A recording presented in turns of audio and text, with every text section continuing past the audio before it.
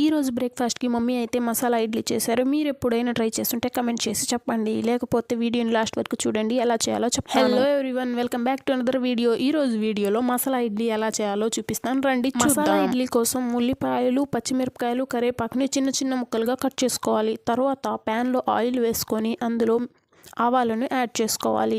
ఇప్పుడు కట్ చేసి పెట్టుకున్న ఉల్లిపాయ, పచ్చిమిరపకాయ, కరివేపాకును ఆయిల్లో వేసుకొని కొంచెంసేపు ఫ్రై అయిన తర్వాత పసుపు యాడ్ చేసుకొని కొంచెం ఉప్పును యాడ్ చేసుకోవాలి. ఇప్పుడు మనం ఫ్రై చేసి పెట్టుకున్న ఇంగ్రీడియంట్స్ని ఇడ్లీ రవ్వలో వేసుకొని మిక్స్ చేసుకోవాలి. బాగా మిక్స్ చేసుకున్న తర్వాత ఇడ్లీ ప్లేట్లో ఆ పిండిని అయితే వేసుకోవాలి. ఇంకా ప్రాసెస్ అంతా నార్మల్ ఇడ్లీ వేసుకున్నట్టే వేసుకోవాలి, అంతే. ఈ వీడియో మీకు నచ్చినట్టయితే ఈ వీడియోకి ఒక లైక్ చేసి మన ఛానల్ని సబ్స్క్రైబ్ చేసుకోవచ్చు కదా. మీరు కూడా ఒకసారి మసాలా ఇడ్లీని ట్రై చేసి టేస్ట్ ఎలా ఉందో కమెంట్ చేసి చెప్పండి. సబ్స్క్రైబ్ చేయడం మర్చిపోకండి. Thank you for watching. Bye.